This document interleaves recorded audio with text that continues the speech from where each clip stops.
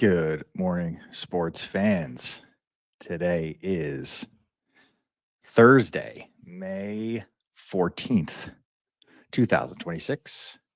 This is RateGame Live. This is a sports show that is unlike any other sports show out there, hosted by yours truly. My name is Dick Mark George, coming to you live every single morning, rain or shine. Yeah, rain or shine, because that's really all it does here in Florida. There's no snow ever.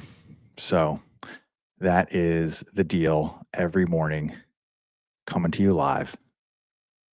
We talk about sports here. We talk about sports, and we do so in a way that is super unique and I think super special. And that's because the fans on RateGame shape the show. What does that mean? Well, quite simply, you rate games that you love to watch. I take a look at them. Then we talk about the best of the best. We take a look at some of the stories, some of the subplots, if you will. And that is how we kind of string together some segments on our way to start the day. So thank you for tuning in. Thank you for watching. This is how we kick it off every day. It's called a little segment called Were the Sports Good? And that's kind of where we take a look and score the previous 24 hours in the world of sports. So based on the ratings that you, the sports fan, have submitted on those games that you're watching, that's where kind of kicks things off and gives us a barometer, a meter of the state of affairs as it pertains to the last 24 hours. From there, we will head into the playoffs, talk about the Cavs and the Avs. From there, we will take a look at what happened in Toronto last night. There was a walk-off, a very rare walk-off, hashtag WOGS. Not every game that a game ends with a walk-off grand slam.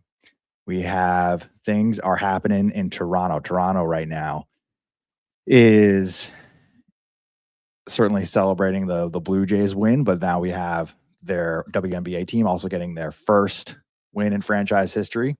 So 2 new franchises to the WNBA this season. Portland Fire notching their first win the other night with that dramatic buzzer beater. Now the Toronto Tempo followed suit, and they are also in the win column for the first time ever. Have a proud papa moment in the Nationals game versus Cincinnati Reds. We will dive into the throwback for today. Every Thursday, we do a classic game, a game of yesteryear, kind of wind back the clock a little bit.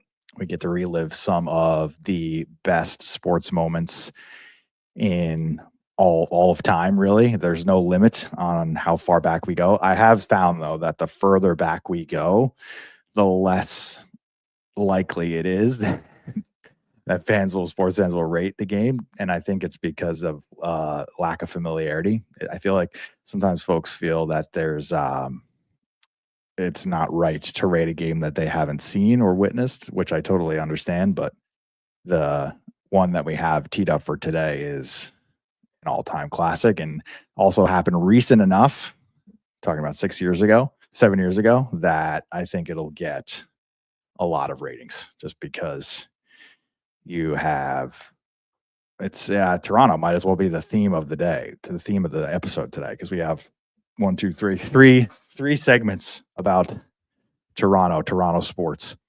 All right, the TBT with Kawhi is the classic, and then we'll have the final 48. That is where we spin the globe and we land on a country and we learn about it as we march towards the World Cup, as we make our way to the promised land, which is on June 11th. June 11th is when we kick things off.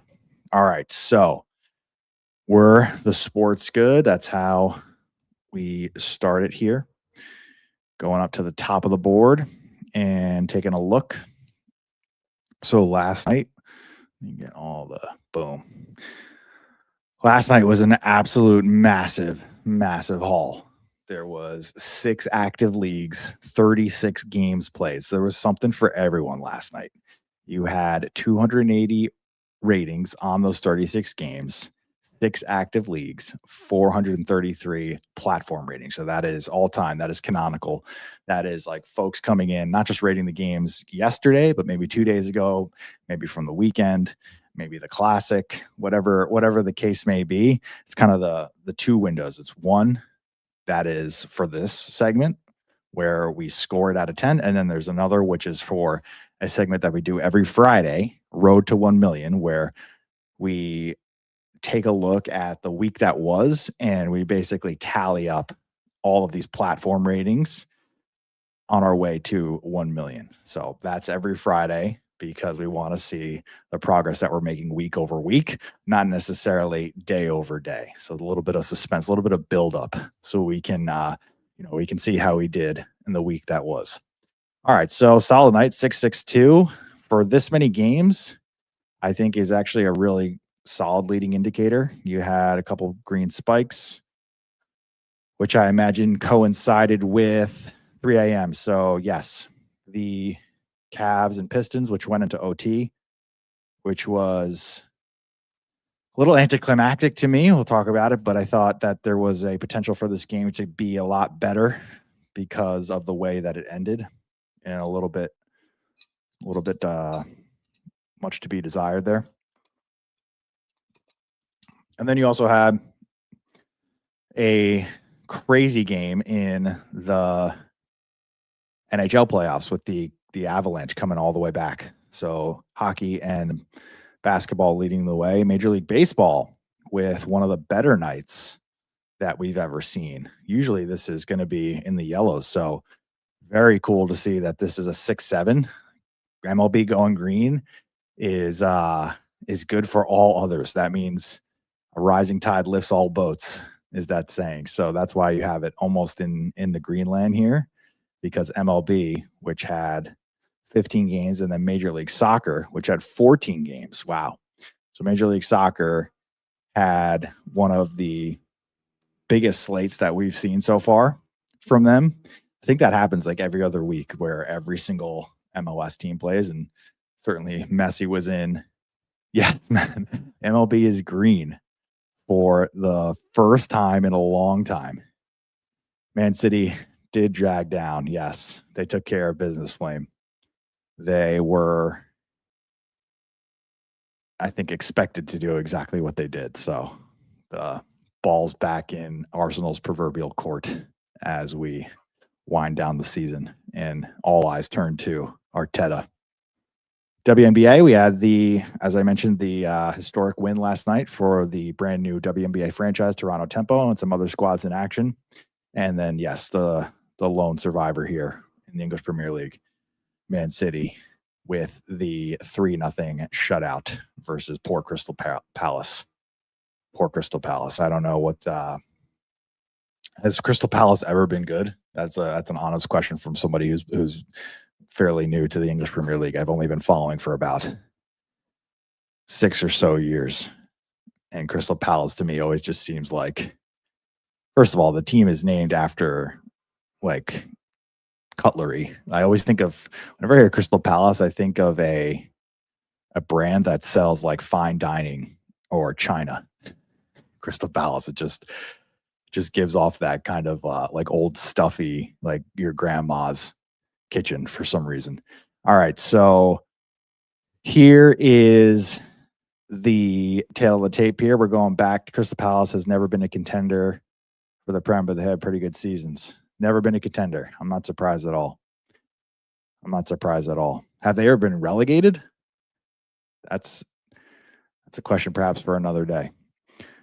All right, so Cavs and Avs kicking us off. We had 2 playoff games last night and 2 overtimes. So each respective league went into overtime last night. One was a game 5 and one was both were game 5s. Both were game 5s. So let us dive in. I think goes without saying that the better of the two was the hockey game, even though they both went to overtime. Let's see if I can set the table here. So Mr. McKinnon was the player of the game because the Avalanche came from, shoot, lost my volume. 1 second.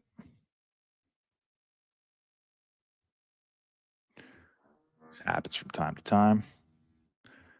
Here we are. Okay, so the tail of the tape here is Minnesota Wild jumped out to a 3-1 lead in this game, and the Avalanche came storming all the way back. This was a home game for the Avs. So they were down to the final moments here. This is the third period with 1 minute and 31 seconds left, and this is their stud, Nathan McKinnon, getting his money's worth. Out to the point for Burns. Across it comes to Natchez. 6 skaters on the ice for the Avs. Here's McKinnon shooting. He scores! He scores! Yeah. If we remember earlier in the game, we talked about Falstead going down a tad early. He goes down. Such a great sound. Can you guys hear that, by the way? I'm always unsure if the volume works and the audio works on the stream. Let's see. Just perfectly placed, yeah. And then just like the sound of the metal. It's the sound of the metal for me. Out to the point for Burns. Across it comes to Natchez. Thank you, Flynn. Right here. Oh, like the fact that you can hear that through all of the crowd. The NHL definitely has a mic. They definitely have like a sound system in the net. There's no other way you capture that, but it's still just like such a pure clink of metal. If we remember earlier in the game, we talked about Falstead going down a tad early. He goes down. Oh my gosh. Such a crazy angle. Look at this angle. Oh, wait a second. I didn't realize I went on the short side. What? Oh my goodness. He got it in there. Wow. It just like gets sucked up in there. And I thought he shot it over here. I thought that's where that went in. That's crazy. That's even crazier. So that ties it up. North side. Wow. This game is tied up at 3. Boom. Laser beam. So then we go to overtime, and this is it was a great call too from you can play this. This is I think it's the Colorado Avalanche radio call. This guy, they have like a little graphic for him. Now at the circle, McKinnon. Short angle. He scores! The Mac attack is back, Jack! Goals in 6 straight for Nathan McKinnon. And with 1 minute and 23 seconds to go in the third period, ladies and gentlemen, boys and girls of all ages, this is a tie hockey game.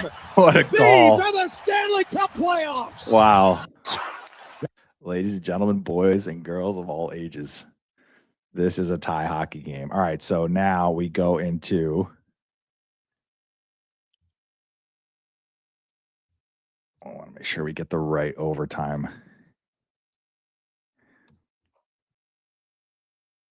Here's the tie. Yeah, I guess this is the one for us. All right, so tie game. Now we're in overtime, 4 minutes in. And the Colorado Avalanche are advancing to the semifinals. Natchez at the other end. Natchez with room to shoot, passing. Kulak scores! That's beautiful.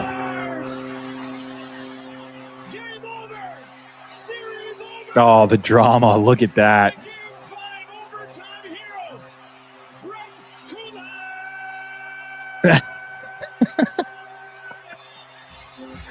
Epic. See it one more time. Look at this passing, man. That's just, come on now. Look at the shot. Oh my gosh, just the lowering of the head. Wow.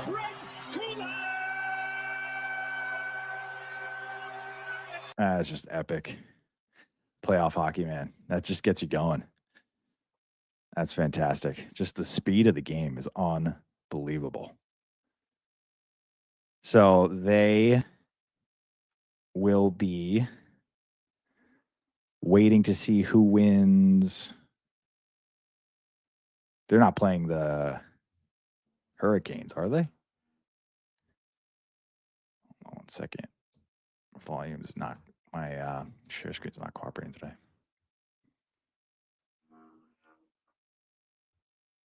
Let's see here. As we're playing Vegas or Anaheim. All right, so we're going to be waiting to see what happens tonight because we got these two crazy. The Carolina Hurricanes have just been waiting around for this one. Maybe Buffalo gets it done tonight. I'm going to pick Anaheim for this one. So we get a game 7. Let's see. Some takes 8-9. Wow. Oh, no. Emily says, what the F? Minnesota sports. Will we ever get fulfillment? Not in my lifetime. Man, I feel that. I feel that. Jesus Hayes, #1 Wild fan. I feel that on a New York sports level, my man. It's always been Avs in 5. Jay Randall's 9-1 for the neutrals. Super Mario, wow. Okay, well, I'll go 3-0. I'm thinking, okay, this game is not over, but another goal, and it might be. The Avs net one, then another one, then another. It's freaking tied. When it was tied, there was zero doubt in my mind. The Avs had won. They shocked Minnesota and ripped their hearts out in OT. Hey, look at that. 3-goal lead blowing the playoffs, huh? Wow. What a freaking joke by the Wild. That is just straight up embarrassing, in full control of the game. And you go 4 unanswered goals go by. McKinnon did kind of wake up mid-game and decide it was over for Minnesota. Great series overall. But Colorado's offense was just better than Minnesota's. Quinn Hughes was probably going through an injury. He didn't look as dynamic as usual. Oh, wow. So Quinn Hughes is out, huh? That's Jack's brother. He didn't look as dynamic as usual. Feel bad for Foligno? For the Foligno brothers who had a mission for the playoffs. Just fast forward already to Colorado versus Carolina final. Is that what's coming? Sabres have no chance? Is it really that decided already? Are these is this like when that one year in March Madness? I think it was the first year actually that RateGame, our inaugural March Madness. It was UConn and Purdue, and they were just like so clearly better than anybody else in the field. And of course, they just met and they just steamrolled both of their brackets. They just beat everybody. I don't think either of them played a game that was within 10 points, and then they met in the final, and then UConn just destroyed. Like UConn was even that much better than Purdue. I wonder if that's what we got here with the Avalanche and the Hurricanes. Buffalo, Montreal have a chance. Okay. Carolina and Colorado just both look like the clear-cut best teams in the NHL right now. Hey, get hot at the right time. You never know. Shout out to my Knicks. Oh, Carl's Cam. Carl's been back. He's been rating like crazy. While I still think the Blues losing in Game 7, 2025 versus the Winnipeg Jets is the worst way to go down, this certainly is making the case. 3-1 with 3:30, with 3:33 to losing 4-3. This Avalanche team is going to be a problem in the Western Conference Final. I severely underestimated them. I don't know how I did it. Wow, we all agree this playoff format sucks, though, right? Why? Because they're going back and forth? Because the seeding is off? Interesting take there. Told my dad after the first that the Avs would win, and he wasn't having it. Had a good gloat after this one. That's great. Crazy game. Kind of sucks to see Minnesota out, but that tying goal for McKinnon was insane. Yeah, it was insane. That was insane. The seeding is off. Got it. What a comeback. The series definitely deserved a Game 7. Yeah. Flame, you got top take, obviously. Amazing how a game can go from okay to really good down the final stretch. The Wild needed to win this game and played like they knew that. They played like the bear in their logo came out of hibernation and immediately noticed an intruder. They scored immediately and thrashed the Avs around like they were rag dolls. Even a goal getting called back couldn't stop the Wild from taking a huge lead after the first period. It was the exact start Minnesota needed, and it was easy to think that they were going to go back home for Game 6. After that, a switch got flipped. The Avs woke up. They began controlling and dominating play while the Wild did everything they could to hang on to the lead. Once the second period finished, it looked like they would be able to do it. It only got more severe in the third, and the Wild looked helpless, relying on Wallstead to keep their season alive. Right when it looked like he may do it, the Avs tied it up in just 2 minutes. They carried that momentum in OT. Yeah, it wasn't even, as soon as OT started, I felt like it was 4 minutes in. You could just tell when your spirit is crushed for, giving up a lead like that. It's not long. You're not long for this world once you let that slip and the spirit is crushed and the morale is in the tubes. It's over. So over for you. It's like when Golden State would go on those crazy runs with the Splash Bros in the heyday, and it was just like an absolute avalanche of points, a barrage. It would just break your spirit, just break your soul. All right, so that was the first overtime game in hockey, and then on the other side of the pond, you could say, was the basketball. And the basketball, honestly, this was like the most hate to say it, but this was like the craziest play of the game. This was at the end of regulation. Donovan Mitchell's got the ball. He's dribbling, he's trying to get the last shot. He goes for it. And what ensues, I think, is absolutely a tripping foul. And Thompson should be at the line. Let's watch it together. Mobley sets the screen. Mitchell can't get away. 6 seconds remaining. Mitchell on the drive. Mitchell leans in. Shot blocked from the right there. That's a foul. That's a foul. It's absolutely a foul. Look at how much time is left too. Oh, let me see if I can get the comments out of here. Because it's in our way. All right, so 3.5. Mitchell still got the ball. Beautiful play by Thompson. This is absolutely a clean block. Mitchell leans in. Clean. Okay, so now it's a loose ball. 2.3 seconds left. Shot blocked from behind. Right there. Thompson. That's like what? A full second? Yeah, 1.8. From behind by Thompson. He falls down, goes out of bounds. How do you not call that? It's so crazy to me because this is the league that literally stops and goes to the monitor for every single play when we're under 2 minutes. It seems like you literally can't run a play or have like a defensive play without like them wanting to get the call right. So they go to the monitor. So like why in overtime, end of regulation, in a tied series, okay, there's 1 second left here, 1.8 seconds left. The ball is loose. Jarrett Allen is coming underneath him. Foul right there. 1.2 seconds. You blow the whistle right there. He's shooting free throws. Okay, but I see what you're saying, Flame, but what is the point of all the stoppages if you're not going to use it when there's actually a questionable call? To me, that's such a no-brainer.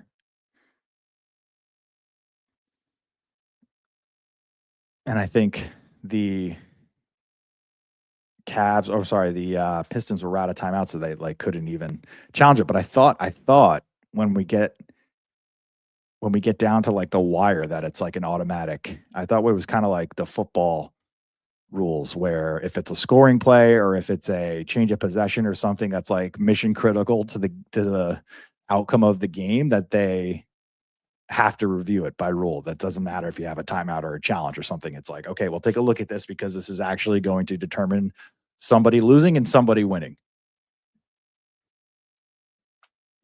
Yeah, exactly. I don't get it. I don't get it. And then in overtime, James Harden took over and didn't necessarily do anything special. He just hit his foul shots, honestly, and got a rebound, got an offensive rebound. So That to me was why I couldn't put this one in the 9s. I think we got it right. I always am curious about how games like this will end out with the neutrals, but I think it's fair. Yeah, it was like random, super random. Dennis Jenkins had a couple wide open looks. See what the Cavs fans are saying. Didn't catch us from the air, but wow, I was a Cavs doubter on the road, but they found a way. Finished the job Friday night, boys. Shout out the guy on 92.3 on my way to the airport who said the white guys would be key to a win. Strus. Oh, yeah. This was like the Strus game. This was like the Max Strus game. He had a crazy game.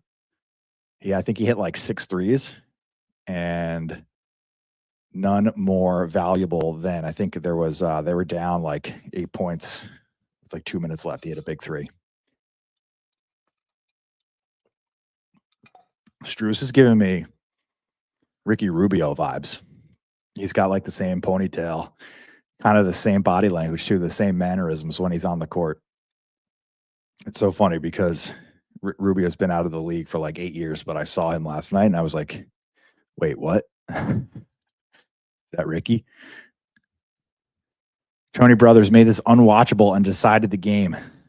Yeah, well, I don't know if it's a reference to the no call, because if that's Tony's call as the crew chief, then I agree. Darren is a terrorist.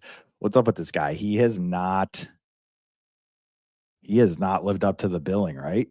And isn't he like a SoundCloud rapper too on the side? If I was a Pistons fan, I'd be furious. Go Detroit is always able to keep a level head when rating. Congratulations to the Cavs for coming back in this one. So this one goes back to the land for game 6. And Detroit's got to do what the Cavs just did to them. James Edward Harden, got to be feeling good if you are Max Strus. You will not be forgotten, I promise you. Yeah, it's always like random guys like that just step up and have incredible games that endear themselves to the fan base forever, because you just don't forget stuff like that. It's like, oh, remember the game? Remember when Max Strus came and saved us in Detroit by hitting 6 threes? Is like, Max Strus mixtapes and highlights forever on TikTok and YouTube. All right, so that's an 8-4. They go back to Cleveland, maybe to finish it off. I think I said this. Maybe I haven't said it out loud. I'll say it right now. Neither of these teams scare me as a Knicks fan. Neither of them. I'm sorry. I hate to sound like arrogant, but it's true. They don't. They really don't. Like, I'm looking at the Pistons and I'm looking at Tobias Harris. Like, we handled this guy when he was at the Sixers in 2024 in that first round matchup. I'm looking at the Cavs and I'm seeing, Harden stringing together some good games at the foul line here, but he's not really doing anything else. Okay, Max Strus is going to beat us. Like, Donovan Mitchell, sure. Donovan Mitchell can score. Maybe we'll put OG on him. And then Mobley versus Cat. I'll take Cat any day. Jared Allen and Mitch can go at it. I just, I think the Knicks are too deep, and we have been playing some of the best defense that we've played as a unit with this group. In the 2 years that this group has been together, I think Jared Allen will beat. Yeah, I mean, we haven't since the CJ McCollum incidents. I'll call it the CJ McCollum little, those moments, those shots. The Knicks have not lost. The Knicks have won 7 in a row. We are being served the same fate as the Carolina Hurricanes. We're now on the sidelines, just getting healthy, but also kind of losing our steam, our mojo, as these games and these teams kind of like, battle each other. So it's interesting. Cavs Pistons was fun, but one of the most anticlimactic. Yes. Yeah, but didn't you give it like a 9-1, Jack? Thought I saw your rating. Yeah, you gave it a 9-1. How could you give it a 9-1 if it was anticlimactic? For me, something that's in the 9s is like strong finish, and like that's why this game is confusing, because you see overtime and you're like, oh wow, this must have been incredible. But it's like, no, there was 2 opportunities. First, the trip, that wasn't called. And also, like, Donovan Mitchell didn't even get a shot off to potentially win the game, right? That was a great defense by Thompson, but like that is what brought it down for me. And then in overtime, it just kind of like totally fizzled. So there really wasn't like any like opportunity for anybody to be clutch. It was just a bunch of missed shots and a bunch of Harden free throws and an offensive rebound. So that's why, for me at least, everybody has their own scale and criteria. I just couldn't give it. I couldn't give it anything in the 9s. Had potential though. Had potential. All right. So yeah. Back to the board here. Getting off my my tangent about the Knicks. I think the Knicks in 6 for either of these teams. All right. The WOGS, the walk-off grand slam, one of my favorite plays in all of sports, because it always makes for incredible drama, and in this case, just an incredible call. So coming into this game, you had a series in which the Jays and Rays were battling. They were doing battle. I think Gossman was on the mound. They had the Rays, obviously the hottest team in baseball. They are leading the division, leading the American League in wins. And we had Daulton Varsho in the bottom of the 10th. So I saw some other clips in this game. Apparently the Jays are, and Flame, correct me if I'm wrong here, whenever Hoffman comes in, like, Jays fans will leave the stadium. They'll get up and leave, like, because they hate this guy so much. Is that really what's happening? You guys are abandoning him? You guys are just like leaving the stadium if you bring him in to close out a game? I've never seen that before. I've never seen fans, like, whether it's for show or for a real thing. Yeah, do you want to see this? Let's actually take a look at this.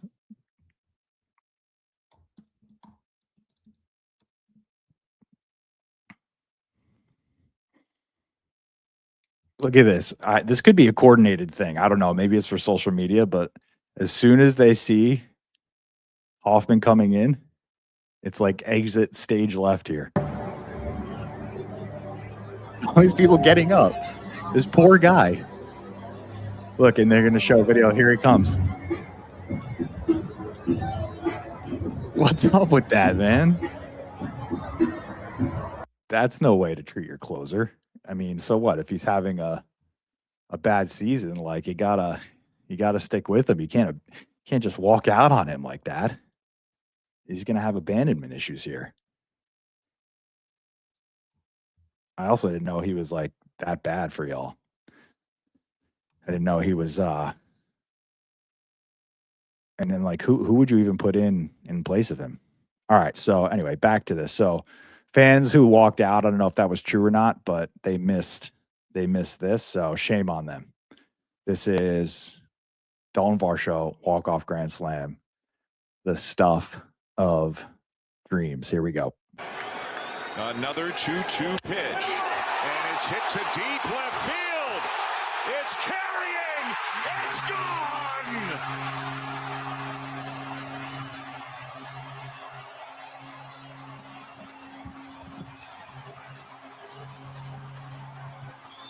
Rogers Center. Touch them all. Nice. One more time, just because I love that. Boom. It's hit to deep left field. It's carrying. It's gone. Who is that? Who caught that? Who got the souvenir? Yeah, seriously, that's why you never leave. You never leave a game like that. You never leave a game 7. You never leave Ray Allen and LeBron James and a team with Dwayne Wade and Chris Bosh. Certainly, you never do that. Talking about the Heat and Spurs, game 6. All right, so that was your walk-off grand slam. That, I think, was the number 3 on the board. Let me see. Yes, number 3 on the board. Then you had the Toronto Tempo with their first win. I think there was another walk-off here. Yeah. The Houston Astros. Hold on one second.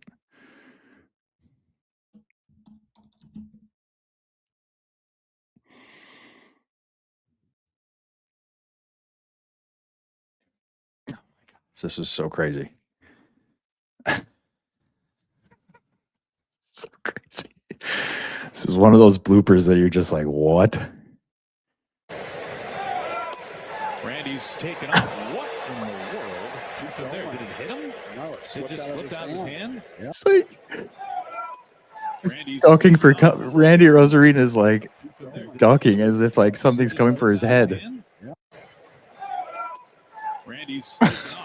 What Where is that going? Keep it there. Did it hit him? What? Randy, look at how confused Randy is. Randy looks like he just like got out from a bomb shelter or something. His helmet's on the ground. Such a funny scene. All right, so let me see here. Here is the walk-off from the Strus. Sharply hit, game winner. Zach Cole wins it 4-3. Astros snap their 4-game losing streak and also snap the 9 straight games. Oh, look at that. So the Astros do rip the shirt off as a, I guess, tradition, a walk-off tradition. I remember when Altuve was like, don't rip the shirt, don't rip the shirt. And everybody was like, he's got a mic. He was wired. That's how they cheated. Watch them try and rip the shirt off here. Zach Cole wins it 4-3. Astros snap Watch their right here. 4-game losing streak Look, and who is that? also snap the 9 straight Walker. games. Christian Walker's trying to just Sharply, rip his 4-game jersey losing off. streak and also snap the 9 straight games. Wow. The Mariners Interesting. have beaten them. What a Interesting. The plot thickens. All right, so that was another walk-off. And then I think the Mets had one. But I didn't have that one teed up for us. All right, let me get back to my board here. Toronto Tempo, yes. So the Toronto Tempo got their first win, franchise win, historic. We will take a look at the ratings for that one. So the day after the Portland Fire get theirs, the Toronto Tempo at the Coca-Cola Coliseum have their first franchise win. Marina Mabrey is your player of the game. Jack Sauer has your top take. Toronto Tempo with their first win in franchise history. The game itself was mostly in Tempo's control, followed by a run to close it out. The reason for the high rating is because this is the Tempo's first ever WNBA win. Mabrey was an absolute star and hit a lot of threes and tough shots. I really like the processing from the offense today. It looked a lot more fluid and more like a team rather than the first game, which is great to see. I also love how Kiki Rice played today. She got her first points and a 3 as well. Who looked a lot more confident and aggressive, which is what I wanted to see. Slim didn't shoot the ball well, but got the points when it mattered. Conde also hit 4 threes. That was nice to see. Overall, very good showing and a historic day for the Tempo. The Coca-Cola Coliseum is shared by other folks, or do they have their own? Because Scotiabank is where the Raptors play. So do the Toronto, I guess the question is, why do the Toronto Tempo have their own arena if the Toronto Raptors have Scotiabank? Is there any reason for that? And if so, is it because the arena is smaller?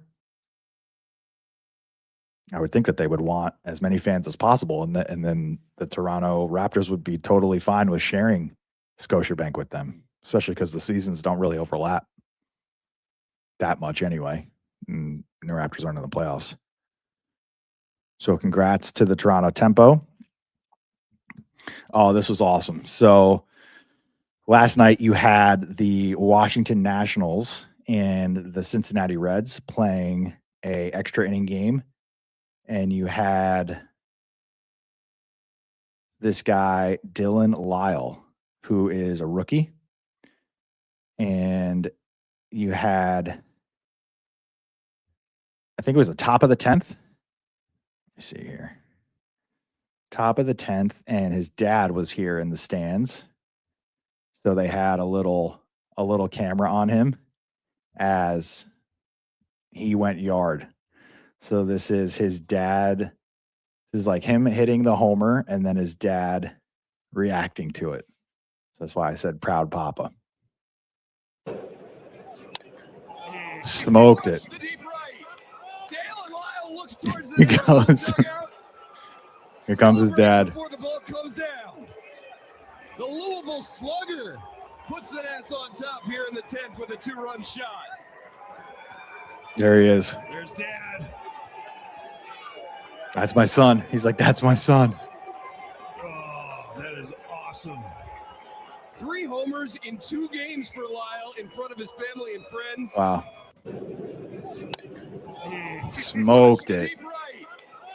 Smoked it. I know, me too, Flame. I love that stuff. Celebrates before the ball comes down. So The Louisville. this happened in the 10th, and then right after, this was how the game could have been tied, but this fan kind of ruined the moment here for the Reds. Again, steer lifts left field. Gone! Nope. Aided by a Reds fan. The Nationals outfield points, and they're going to send Steer back. This guy's like, I didn't touch it. He's like, no. I didn't. Points, and they're going to send He's like telling his buddy, he's like, I didn't. Steer back. It looked like that was going to hit just below the yellow line. A fan reached over and corralled that flying baseball. No. He's like, oh no. Crew chief review. Yeah. Double or homer. Fan interference. Would it have left the yard? Nope. I think that would have gone. Here we go. After review, the call was confirmed. It was spectator interference. Runner stays on second. Oh, A run in, Reds down 1. crushing. But also the right call. You can't do that. That's, that's like a reflex too. You bring your mitt to the ballpark, ball's hit to you. It's like your one shining moment. You just got to make sure that it clears the fence, man. You can't be taken away. I mean, he helped them out, but that was going to be a double at most. That was going to be off the wall ground rule. That did not have enough to clear it. All right. So the shot heard around the world. I mentioned that today is a lot of Toronto segments. We had the walk-off grand slam for the Blue Jays. We had the first franchise win in Toronto Tempo's history. And now we have Throwback Thursday and the shot heard around the world. So 2019, when COVID was just a twinkle in our eye, a distant future that we had no idea about. Sports were being played. Life was good. Wow, we're at a 9-9. And Kawhi Leonard, with the game on the line for the Toronto Raptors in the conference semifinals at Scotiabank, took and made one of perhaps the greatest basketball shot of our time. Simply for the fact that it was to decide the series. It was at the buzzer. It was actually after the buzzer. The buzzer sounded and the shot was still on the rim. Still on the rim. I think part and parcel, Embiid being the defender and him having,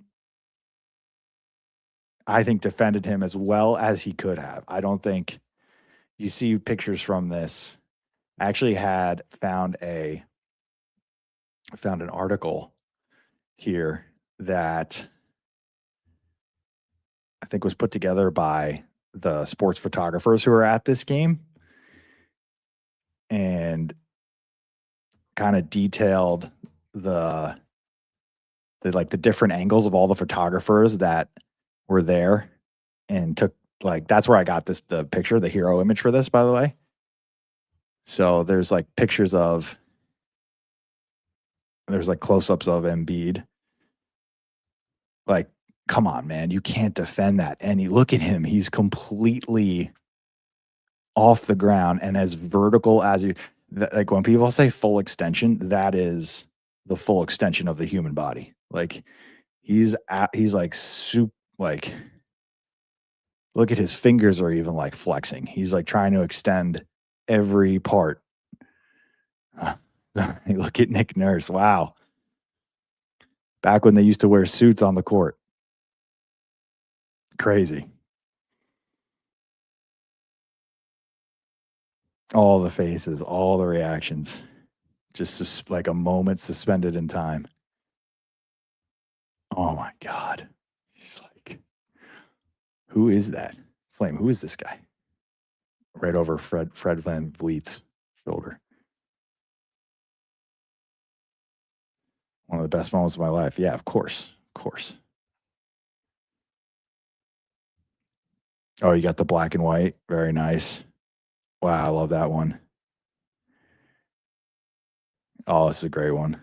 Oh my gosh, because the hoops that's in the, look at her.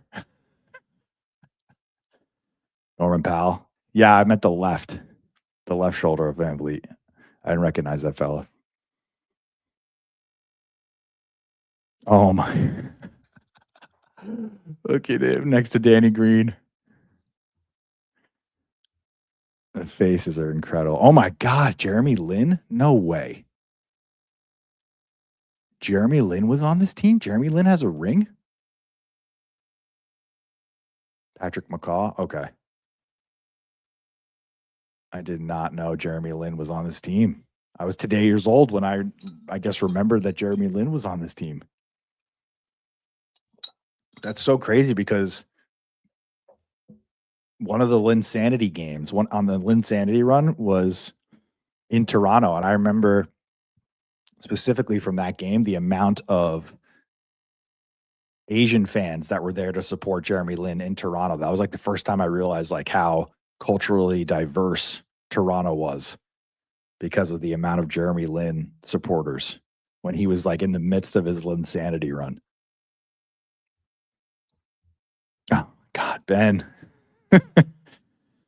Man, the beginning of the end for Ben Simmons.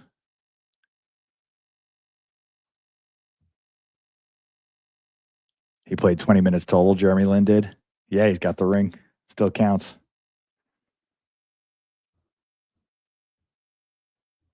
This is the one I used. So crazy. From like frame to frame, everyone's expressions. Look, Embiid is like,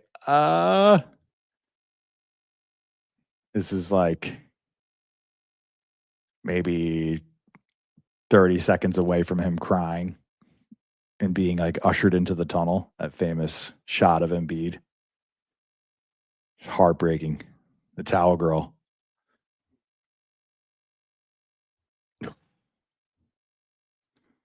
So incredible, man. It's the most most human I've ever seen Kawhi Leonard. It's like for once in his life, he was not robotic and bizarre and weird and being like awkward and uncomfortable. And even in that moment, he's like, oh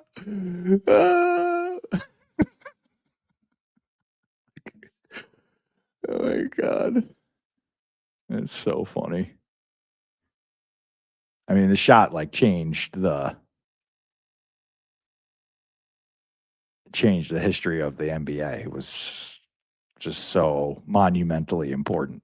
The domino effect, like if we were to like do interactive graphic where it's like like this shot goes in versus this shot rims out and like who goes where.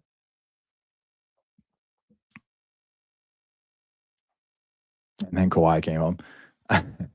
I feel I mean good, I guess. Are you guys enjoying each other's company? I mean, that's the beauty of community, right? It's like you meet people on the internet, you share common interests, and then potentially you form like real friendships. Have I seen you taking over the chat? I mean, I've seen the back and forth. Yeah. I've seen the banter. I don't know where you're playing the games. Is it like on Xbox or PlayStation? Kawhi Leonard, man, now embroiled in a scandal that it seems like he's not even going to get in trouble for. So, go figure. Is anybody going to get in trouble for that? Pablo Torre's. Oh, you're both on the PS5. Nice. Pablo Torre just won a Pulitzer for the scandal that he's now embroiled in with the Clippers, but I am still unsure if that means anything for anybody. Like, is anyone getting in trouble? Oh, New York Depression. Wait, I'm going to stop here. It's because my sound is messing with me. I wanted to read New York Depression's rating because this was an insane game to attend. No, I am not lying about that attended the tag. I'm not lying about that attended tag right above me. I was 17 when this game happened. My parents were big 76ers fans, and my aunt and uncle were Raptors fans. The day before this game, my aunt and uncle came over and told us to start packing because they had gotten tickets to Game 7. So we packed for a couple days, got a last-minute flight, and was on our way to Toronto. Toronto was an interesting experience. We got a hotel just 4 hours before the game and left with 2 to go. As you could expect, Toronto was packed. This might have been the hypest stadium I've ever been to. Sitting near the nosebleeds, roughly looking at Kawhi Leonard from a 20-degree angle. Boing, boing, boing, boing, swish. Wow. It's fantastic. Look at that. 10.0, 1,000th rating. That's beautiful. Oh, appreciate you. That's what it's all about, man. It's just people meeting people. Maybe it'll probably find the Clippers and Kawhi, pitiful amount of money, move on. Yeah, I could totally see that. Ballmer will just like have to pay what's the equivalent of like toilet paper for him. And then the amount of money that guy's worth versus like what he's going to be fined. I mean, like, $1 million even would do nothing. All right. So that's your throwback. The 10, that's 10 ratings, excuse me. I think the biggest throwback we've had so far has been the 2022 World Cup, but I'm not sure if, yes, because we haven't had any that has cracked triple digits yet, but I think this might have a shot. Until you get Purdue. You're going to have to wait for that one, man. That's going to be, I mean, unless I just drop it randomly and let you rate, you're going to be like one of 5 people that rate it. So you'll have to just stay tuned. You never know. I could be feeling generous one day. All right, let us spin the globe. Let us do the thing. We have reached day 21, final 48. Y'all know what we do, how we get down here. Give a little spinnerooski. Spin the globe. No, you made it back just in time. We about to spin this piece. Here we go. All right, what do we think? Any guesses on where we might land? Should we guess the country? How about the continent? Can't be America, can't be North America or Mexico. Or it can't be North America, put it that way. I'm thinking we're gonna go. Let's see our bracket. Extend this out a little bit. Oh. Probably gonna if my spidey senses are tingling, I think we're gonna go in Group G. I would love to Bosnia. I would love to hit Bosnia. But all right, here we go. Maximize it. Maximize globage. Right there. Yeah, we need G or L. I'm with you, Flame. I want to get some coverage on the groups that have not been covered. All right, here we go. Day 21. We're off. Oh, South America. Oh, Haiti. Wow. Haiti. Okay. Man, what a crazy country. What a crazy story for the Haitians. Look at that. So tiny. So tiny, Haiti. If you are another Group C, yeah. Hey, you never know. It's truly random in that way. So if you are from Haiti, you are Haitian. Capital is Port-au-Prince. Currency, they have their own currency. I didn't know that. The Haitian gourd or gourde. Population just under 12 million. They have a semi-presidential republic. If you are from Haiti, you are speaking French or Haitian Creole.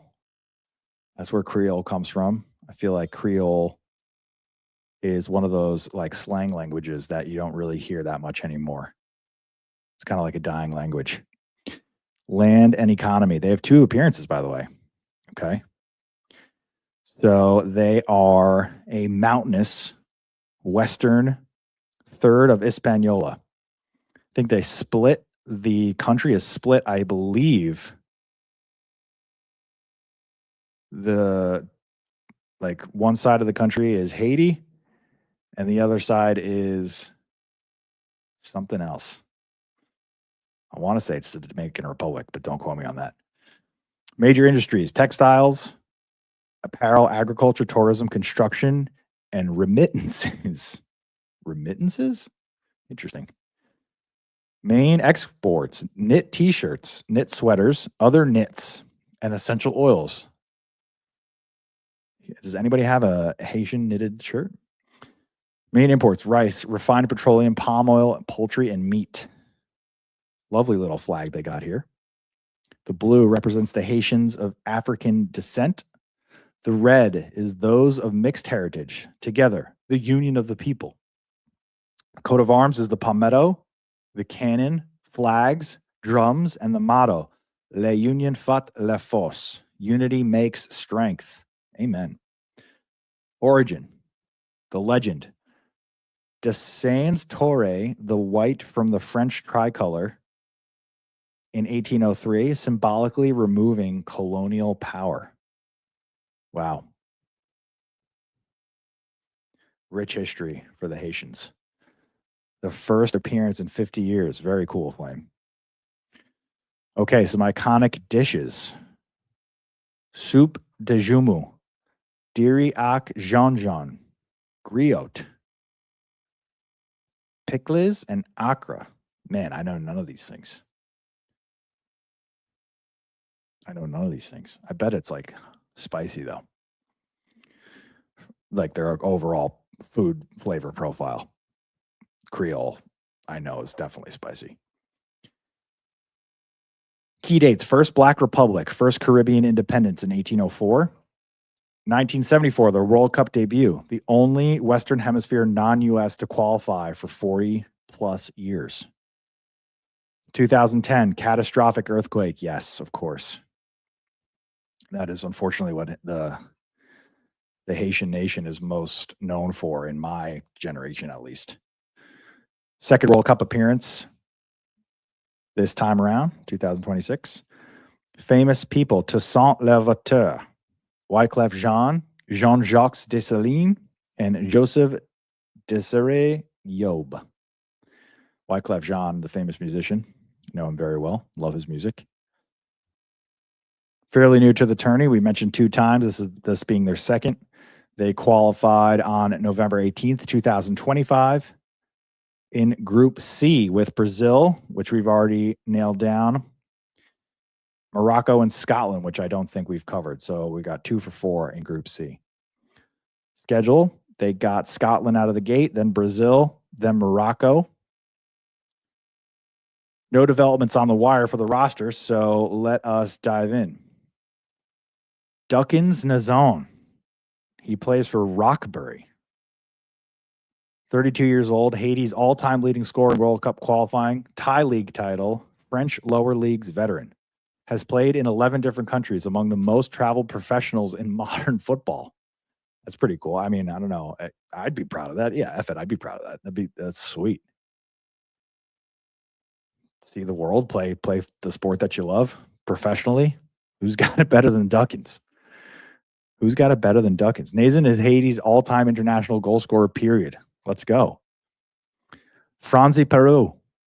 AEL, he's a striker. Greek Super League regular. Haiti's first choice 9 since 2022.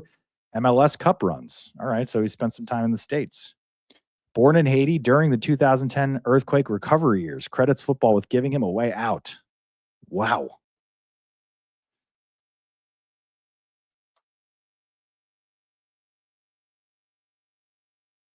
How can that be? How can he be 30 years old if he's born in the recovery years?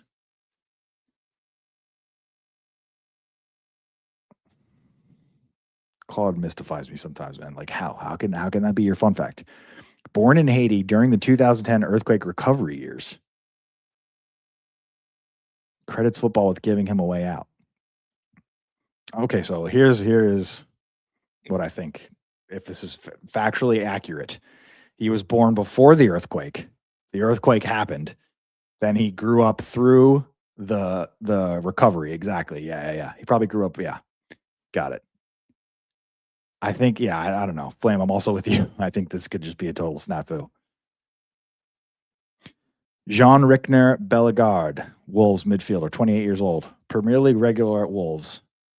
League One with Strasbourg for years. Switched from France to Haiti in 2024. Born in France to Haitian parents. Represented France youth before switching at 26. I wonder if Haiti feels some type of way for French athletes. I guess you have to be from Haiti. You have to have like that Haitian descent. You can't just be straight French. Yeah, never mind. All right. Danley Jean-Jacques, Lucerne, 26 years old. Swiss Super League regular at Lucerne. Haiti's box-to-box engine. 2 CONCACAF Gold Cups. I was born during the Pacels. Yes, I was born during one of the biggest droughts in New York sports history. How about that?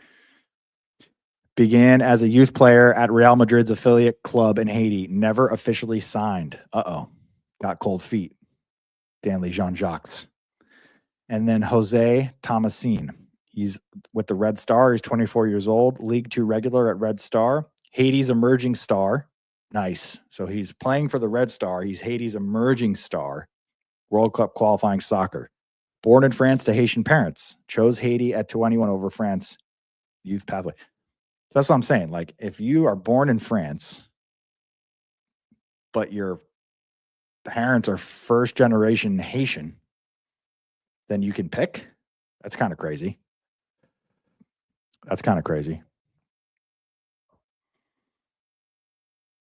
Shout out Joel Embiid, where he pulled the Houdini with France for the Olympics. I'll never forget that. Clamored and begged for a passport so he could get dual citizenship, only to betray the French people and play for U.S. basketball. It's an all-time move from Embiid, man. He's so funny. He's so funny. All right, here's the style. Spirited underdogs, counterattacking physical. Pierre is the one to watch.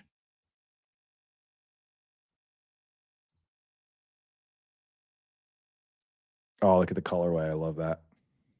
Let's extend this out a little bit. Get the hex in there. That deep blue is so nice. It's like almost like a purple. I love that.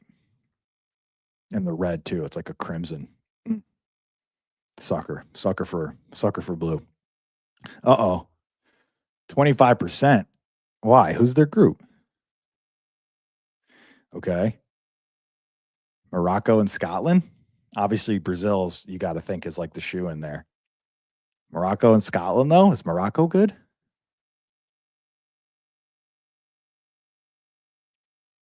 They did? Is this a bad group? Morocco and Scotland. Who's on Morocco and Scotland? Morocco made the semifinal? I like vaguely remember that, actually. I vaguely remember that. They were a dark horse. Tier 4 underdog group stage exit is the baseline. Dang. All right. 25%. I think that's like the lowest I've seen a nation get here. That's not cool, Claude. Man, this globe's starting to really light up. We are just marching here. Still got a ways to go, though. Look at that. Still got a lot of blanks, a lot of coverage. This has been so fun. I'm gonna be sad. I'm gonna be sad when we get towards the end here. He's gonna have a tough time. Hopefully they can get a point. Yeah, that's all we want. We just want him on the board. That's all we can ask from Haiti. Just get on the board. Yes, yes. So closing out with the host nations, I felt like it's only right to reserve them to the final 3 days because we'll be so close and it'll just be cool. I also want, like, for their specific features, we're going to not just look at the, country holistically. We'll look at like the stadiums and like, which countries are kind of like gravitating to which sites. So I have separate plans for when we get closer for the host nation specifically. So stay tuned. You're going to want to watch. Anyway, that is our show for today. It is a beautiful, guys, make sure you like and subscribe. Obviously, you're all already subscribed, but just like this video because YouTube, just looks at stuff, looks at engagement. The more engagement we can get, the more people that see this, the more people that see this, the more people that join RateGame. The more people that join RateGame, the more ratings we have. When we have more ratings, it's more fun. More fans equals more fun. That's my spiel for today. So, yeah, I don't know what MetLife is going to snatch some ACLs here. I saw that they're putting in grass, which is the right thing to do. Because otherwise we'd have some serious crimes against humanity. All right. That's my show. That's all for today. Thank you for watching. RateGame is free. It's fun. It's for fans of all ages. My name is Nick Mark George.